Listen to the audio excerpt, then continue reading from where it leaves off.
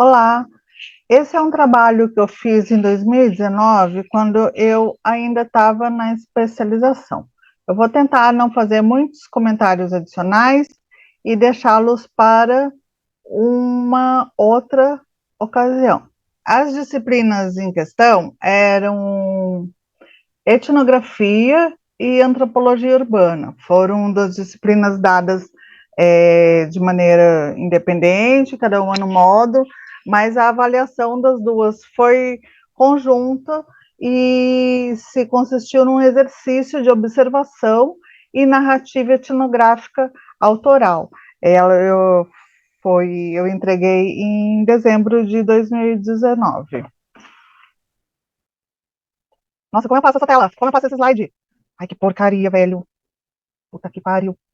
O trabalho se consistiu, né, na construção de um texto entre 5 e 8 páginas, com o intuito de exercitar o olhar, a atenção, a problematização antropológica do campo e a narrativa etnográfica. O exercício foi realizado, teria que ser realizado num contexto ou tema não familiar a, ao pesquisador, né?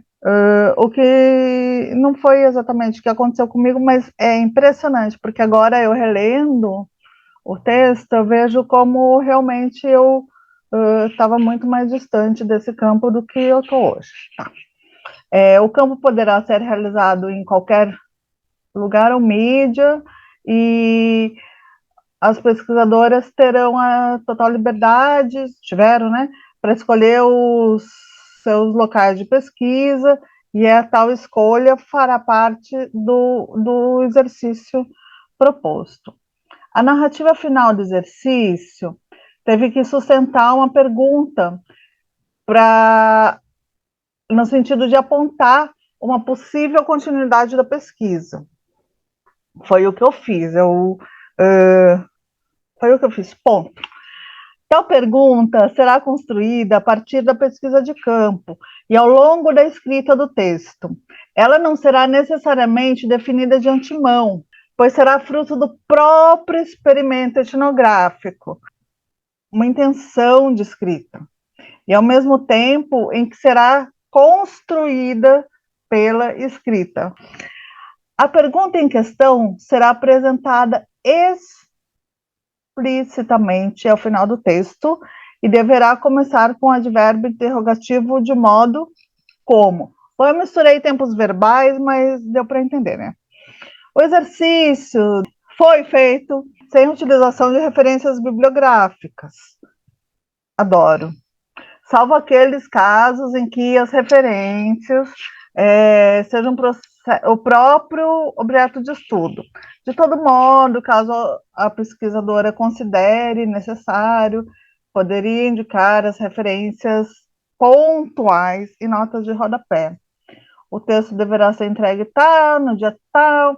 Só uma coisa, devia ser entregue até o dia 28. Isso já passou, né? 28/10/19, e eu comecei meu campo tipo no dia 12/10, então eu entreguei 2 meses depois. No formato tal, nome de arquivo tal e formatação tal. Uma outra coisa que eu devo dizer em relação a esse trabalho é que, assim como eu aperfeiçoei, não, aprimorei, caminhei, na verdade, né, na minha pesquisa, as próprias pessoas que estão presentes nesse trabalho, a vida delas já mudou bastante. Então, o que elas disseram ali nem sempre é o que elas diriam hoje, talvez, né? E as situações que elas atravessaram ali, algumas delas já mudaram, outras não, e assim as coisas vão sendo feitas. O trabalho se chama Uma Estação no Inferno, porque estava muito quente na noite que marcou o início desse campo, e e também porque eu me lembrei de Baudelaire, né? Então eu vou passar umas fotos enquanto eu leio aqui. Pô, mas vou cobrir bem o Beethoven, né? É sacanagem, velho. Uma estação no inferno. Compro uma água com gás na estação do Mercado Público de Porto Alegre. É final de tarde de um sábado, 12 de outubro, e os últimos dias tiveram temperaturas acima dos 35 graus. Antes de chegar na estação Luiz Pasteur, em Sapucaia do Sul, região metropolitana da capital gaúcha, o trem passa por 12 estações, nos municípios de Porto Alegre, Canoas e Esteio. Caso a viagem se prolongasse, passaríamos por mais 8 estações, entre Sapucaia do Sul, São Leopoldo e Novo Hamburgo. Meu destino é o Trilha Hub Bar, situado às margens da linha de trem. A noite é esperada. Tocarão 14 bandas, incluindo 2 de outros países, Argentina e Uruguai. Adriano Mussi, idealizador e principal produtor do evento, está tranquilo, apesar dos percalços enfrentados para a sua realização. A atração teria 26 bandas, dentre as quais, em 2 dias de apresentações, nomes consolidados do punk e hardcore nacional. Contudo, a menos de uma quinzena da data marcada, a nova embaixada, localizada no município de São Leopoldo, também na região metropolitana, sofreu a interdição de órgãos públicos e teve seu alvará cassado, até que atendesse uma série de exigências burocráticas. É uma tentativa de minar o underground e está alinhada com as políticas de Estado, diz Adriano. O público chega aos poucos e logo se nota que, apesar de à primeira vista as bandas terem certa unidade em seu estilo musical, são capazes de se distinguir, dentre outros aspectos, pela plateia que carregam consigo onde tocam. Embora a maioria expressa dos presentes ostente na indumentária apetrechos que remetam de diferentes formas à influência punk, não é difícil perceber quem faz questão de ser identificado dessa maneira. Reconheço algumas pessoas que havia visto na porta de entrada do show do Olho Seco, em Porto Alegre, em 2015. Era um grupo de cerca de 20 punks, e como todos os presentes, estavam ávidos pela apresentação da emblemática banda paulistana formada em 1980. Nem todos tinham dinheiro para o ingresso, que custava R$ 20. Perante a negativa da bilheteria em liberar a entrada de 3 participantes, nenhum dos outros entrou. O que nos diz muitíssimo sobre o espírito gregário daquelas pessoas. Ficaram na calçada até o final do show, quando os integrantes da banda se juntaram a eles e foram todos ao bar mais próximo. No bar, percebi que todos já conheciam os integrantes da banda e tinham muitos assuntos em comum com eles, desde conhecidos do movimento a passagens por outras cidades. Eles vão para o show e ficam na porta pedindo para entrarem sem pagar. Falam que querem mudar o mundo, mas ficam só bebendo e não contribuem para que as coisas andem. Se nem eles próprios colaboram para um evento onde tocam as bandas que eles gostam, a cena sempre fica difícil de acontecer. Me disse uma pessoa que também estava presente na ocasião. E arremata. Meu marido os chama de punk sujos, mas é só o modo de falar, pois ele sempre está fazendo várias coisas com eles. Nessa noite, não haveria tal embaraço, uma vez que a entrada foi gratuita. Dentro do bar já estão montadas algumas bancas com exposição e venda de materiais diversos. CDs, vinis, camisetas, bottoms e pets, peças de pano serigrafadas para serem costuradas às roupas. Encontro Lídia e Marcelo, que conheci em abril num festival anarquista em Peruíbe, litoral de São Paulo. Moram em Rio Grande, no extremo sul gaúcho, a 318 quilômetros de Porto Alegre. Escória, banda onde Marcelo canta e toca guitarra, seria a penúltima banda a se apresentar. Mais tarde chega Fofão, da banda Beethoven, instala seus materiais ao lado deles. Fofão é do Gama, cidade satélite do Distrito Federal, e desde 1995 toca todos os instrumentos nas gravações. Ao vivo, convida mais 2 músicos para apresentação. Na turnê europeia em 2011, por exemplo, tocou com 2 parceiros italianos. Em Sapucaia do Sul, com os amigos Rodrigo Sauro, da banda Descrença, na bateria, e Alemão, da banda War Crust, no baixo. Discreto, Fofão se acomoda numa cadeira e dispõe as obras no balcão de apoio fixado na parede. Roger, vocalista da banda Descrença, tem alguns CDs para vender consigo também, a R$ 5, mas não os deixa em nenhuma banca de exposição. É uma noite de encontro e festa, e ele parece querer ficar o tempo todo ao lado dos seus amigos. Sétima banda a se apresentar, por volta das 23 horas, a Descrença marca nitidamente o seu espaço.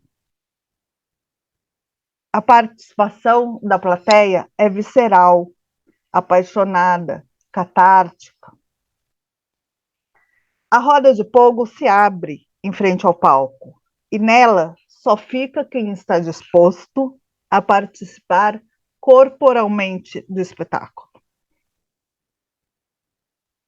Os refrões marcados são entoados uníssonos e revelam que a banda, falando dela mesma, fala também dos que a assistem. Milhares de vidas desperdiçadas, a força de trabalho não vale nada. Desemprego, o mau capital, mau capital, o mau capital, mau capital. Cansado de ser explorado e ver sua família passando fome todos os dias, dia após dia, todo maldito dia. Desemprego, o mau capital, mau capital, o mau capital, mau capital. Outras bandas conseguem, cada uma a seu modo, mobilizar o público.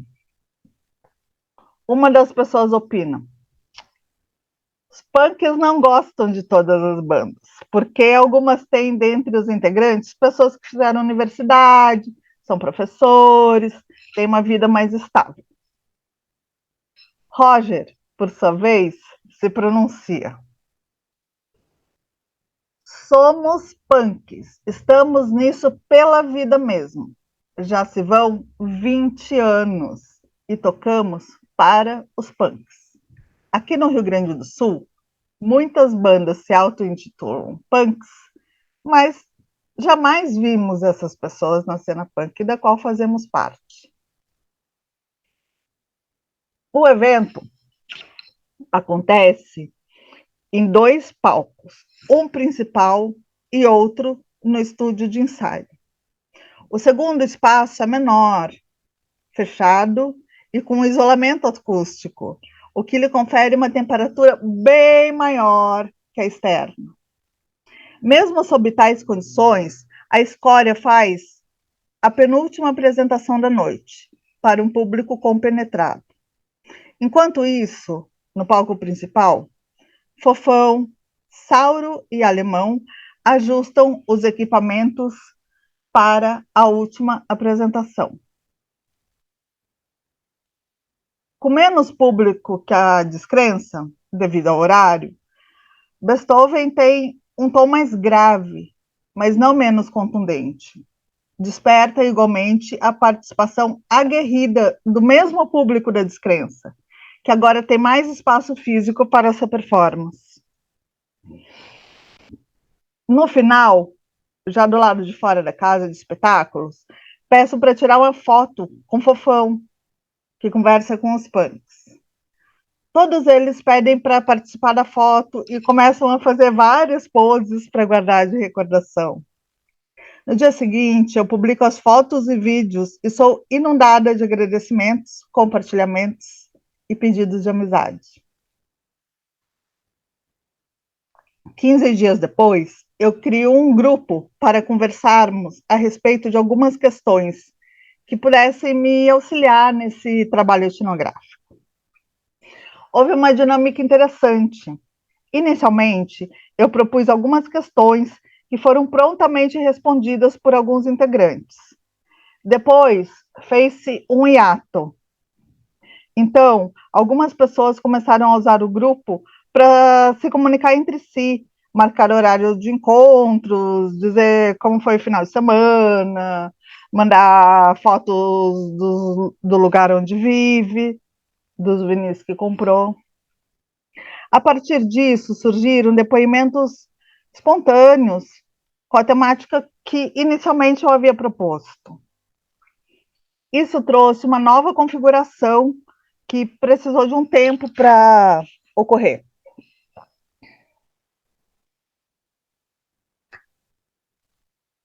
Da mesma maneira que os punks que se reuniram com o olho seco no final do show em 2015, muitos deles conhecem pessoas de outras cidades por terem estado lá de rolê ou terem sido visitados. No relato de Rodrigo Sauro, baterista da Descrença, nota-se que tocar também é uma excelente forma de conhecer o movimento em outros lugares. Em 1997, formei minha primeira banda, a Cause Reality, e com ela conheci as cenas de outras capitais, vendo um punk bem mais organizado que aqui em Porto Alegre. Muita confusão e treta. Rodrigo continua. Os fóruns sociais que ocorreram em 2001, 2002, 2003 e 2004, em Porto Alegre, fortaleceram bastante a cena, trazendo pessoas de todo o mundo e de todo o Brasil para se encontrarem por aqui. Muitos punks que não conhecíamos, muito mais informação do mundo, e também nós aqui da capital nos articulamos melhor com o pessoal do interior do Rio Grande do Sul. Foram anos bem agitados.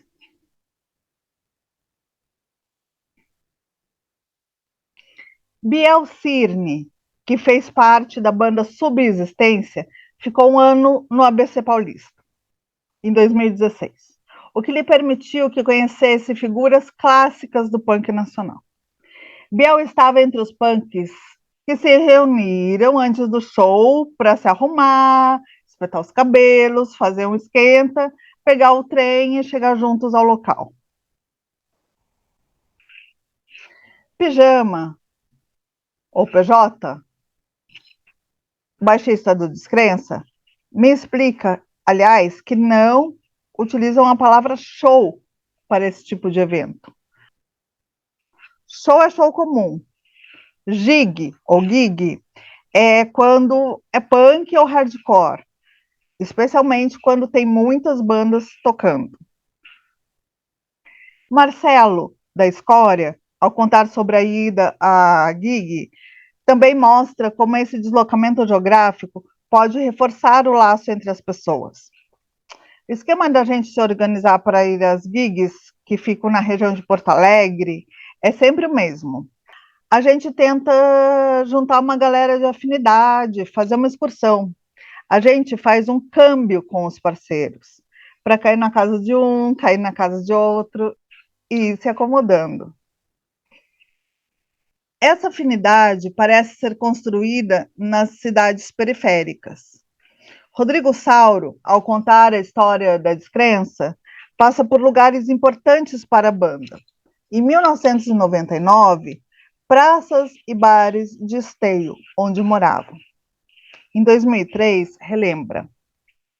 Mina Louca era um bar numa quebrada da Vila Botafogo, em Sapucaia.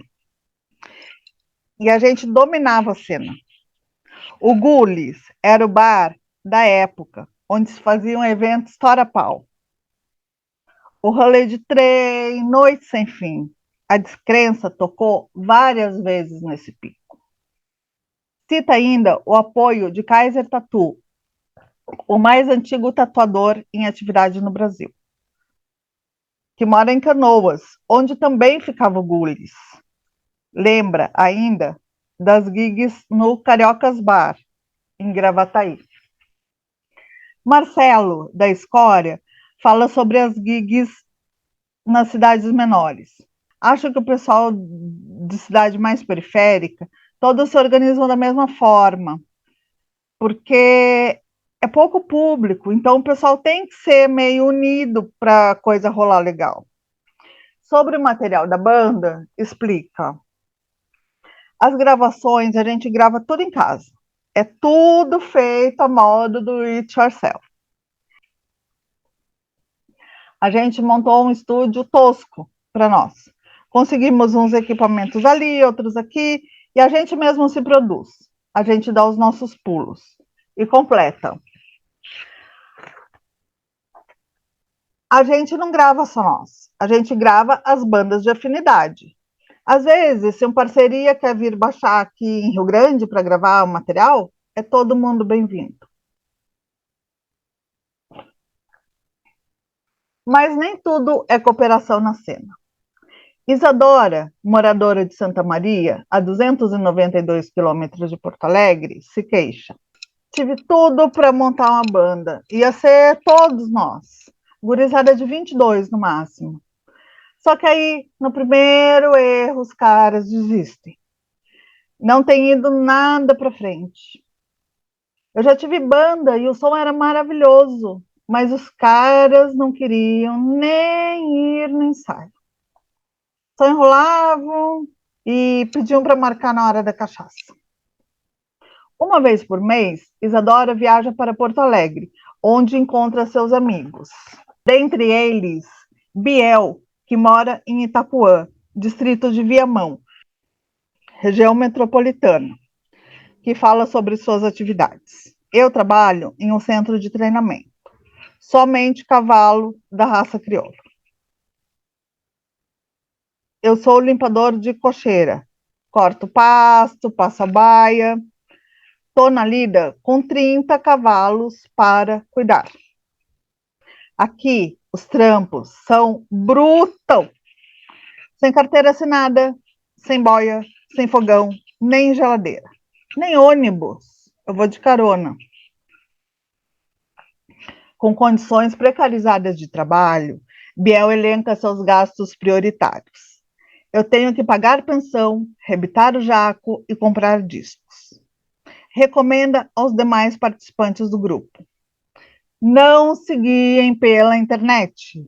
Busquem material físico, com as capinhas, amigos. Abraços.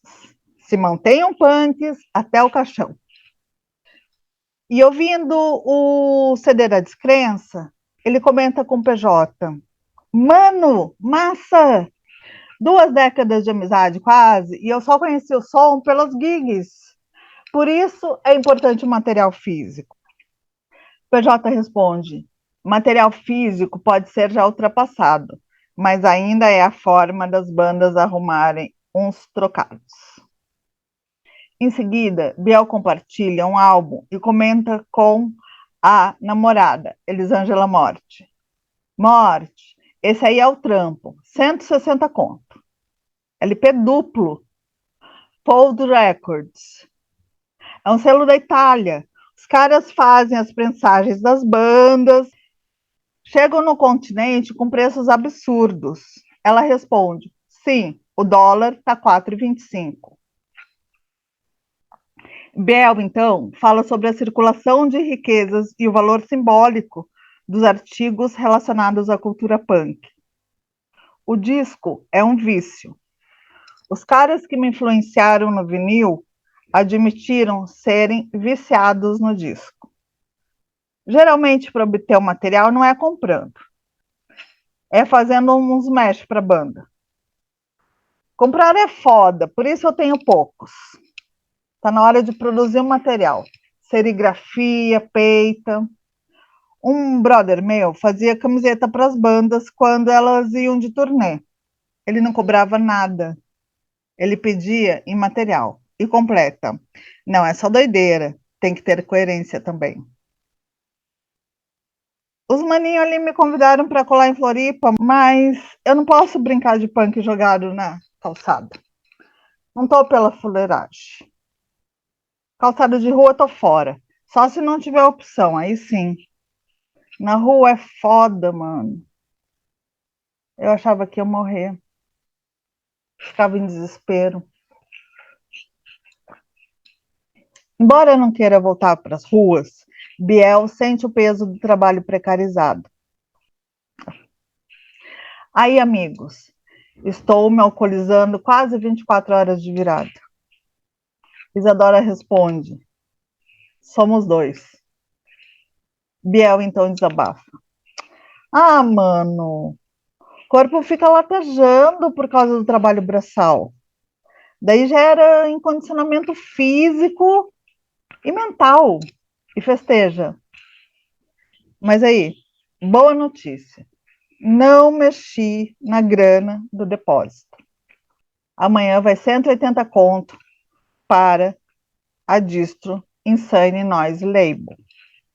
Tomando como exemplo Isadora e Biel, que como muitos outros estavam bebendo na porta da gig, eu percebo que o comportamento numa única noite é utilizado para inferir valores negativos sobre os punks, por parte de quem não vivencia o cotidiano ao seu lado. Em muitas culturas underground, surgem tendências com as quais determinados integrantes se identificam com maior ou menor intensidade. E no punk isso não é diferente. Ao assunto ser abordado no grupo, Lídia respondeu: sempre tive muito preconceito baseado em preconceito sobre definições, determinações, bandeiras e rótulos. Mas hoje eu compreendo que precisamos sim, em algumas questões, nos assumirmos e nos definirmos. Porque quando nos definimos, conseguimos nos enxergar como grupo de acordo com as nossas particularidades, e a partir daí é possível a luta social por visibilidade e conquista de direitos. Eu, particularmente, me defino anarcofeminista. Isso eu me defino mesmo. É minha militância, de fato, com orgulho e gana. E dentro do punk, consequentemente, me identifico com o anarcopunk crust. Já Isadora dispara hardcore para em seguida complementar. Não sei o que sou, nem quero me fechar em algo. Julgamentos sempre vão existir. Eu busco sobreviver no meu cotidiano, alternando e dando o melhor para o único ser que realmente vale a pena para mim, minha filha. Eu sou hardcore de sangue, busco aprender e ver a realidade sem máscaras, com meus próprios olhos. Punk, hardcore, sobrevivente, mangueadora. Eu sou punk, simplesmente punk. Subúrbio, minha galera vem dos guetos, das margens, das favelas. Meus amigos são catadores de lata, usuários de crack, pessoas humildes, mas que são como uma família. Punk raiz das ruas, essência das margens. Biel diz, how punk, só político. Um anarquista sem o punk é um hippie. Um punk sem o anarquismo é o apolítico. Eu não sigo doutrina. Sou proletário, semi-analfabeto. Eu vejo que os anarcopunks se baseiam muito na literatura. Muitas vezes julgando a indumentária punk como modismo. Eu não fecho com anarcopunks nem com ois. Que nem os anarcos aqui de Porto Alegre, cuja mãe e o pai são montados na grana. Aí fica fácil ser rebelde. A complexidade das cenas entre capital e interior é analisada por Isadora. Eu nem sou de Porto Alegre, sou do interior. Aqui tem uma cena diferente, crua, rua, subúrbio, hardcore, verdadeira, do it yourself, faça você mesmo. Aqui em Santa Maria, a gente valoriza muito artesanato, arte de rua. E a cena rap é total unida ao punk underground. E prossegue. Como fica a situação dos fanzines para quem não sabe ler? Tem pessoas que não tiveram as mesmas informações, mas resistem da forma mais verdadeira. E acabam sendo discriminados por aqueles que se acham os donos da verdade. Lídia faz coro. Vem a galera isentona, que é padrão, classe média, branca, cis, hétero, passando aquele rodo generalizado que só atende às demandas deles mesmos, que é o padrão social. E a galera que foge desse padrão continua marginalizada. Parece haver uma concordância no fato do punk como resistência. Rodrigo Sauro, lembrando das fases do Descrença, diz: chegou o novo milênio e o punk cada vez mais raro, mas eu resisti. 2004 foi uma época de guerra nas ruas, que enfrentamos fachos de toda espécie. 2009 foi até onde resistimos, produzindo quase nada, mas tocando ainda pelas quebradas. Isadora valoriza a história. Depois de 20, 30 anos ou mais, ainda resistem, com certeza. Lídia assegura, aqui no extremo sul, a gente existe e resiste. Esse pequeno apanhado de declarações me permitiu a aproximação de alguns aspectos da cultura punk de Porto Alegre e região metropolitana. A própria definição de quem é ou não é punk não é fechada e passa por códigos internos. Entretanto, há uma distinção entre quem se identifica como punk e quem circula nos ambientes sem fazer parte de determinados rituais e modos de vida, como Roger mencionou no início do texto. Cria-se, então, um binarismo, onde os outros seriam os punks, cujos saberes e fazeres são minimizados por grupos distintos que promovem ou participam de eventos nos quais os punks tocam ou são público. A partir desse estereótipo, são formadas falas de desumanização dos punks, não levando em conta sua mobilidade geográfica, organização, trabalho, relação com os materiais da banda e trajetórias pessoais e coletivas. Muitas vezes, os punks são apontados como responsáveis pelo suposto desaparecimento da cena. Ao ser perguntada a respeito, Isadora responde com a repetição da pergunta: a cena está acabando? E PJ rebate: não, não está. Nosso tempo é agora. Esses aspectos levam para a pergunta: como a mobilidade geográfica, trocas simbólicas, precarização do trabalho e participação em eventos influencia os saberes e fazeres do punk de Porto Alegre e região metropolitana? Zé Fini. Eu me emociono, cara. Eu me emociono. Me emociono. Eu lembro quando eu não conhecia essas pessoas, que eu tô com saudade delas. Como é? Como para de repetir, de compartilhar aqui? Pause share. Stop share. Uau! Nossa, cara, eu tô com saudade de todo mundo. E eu penso no meu trabalho também, assim, no que ele caminhou até agora, mas eu não vou falar muito. Eu tô com muita saudade da galera do Sul. Tchau. Como que para isso aqui? End. Não, antes é stop record. Bye.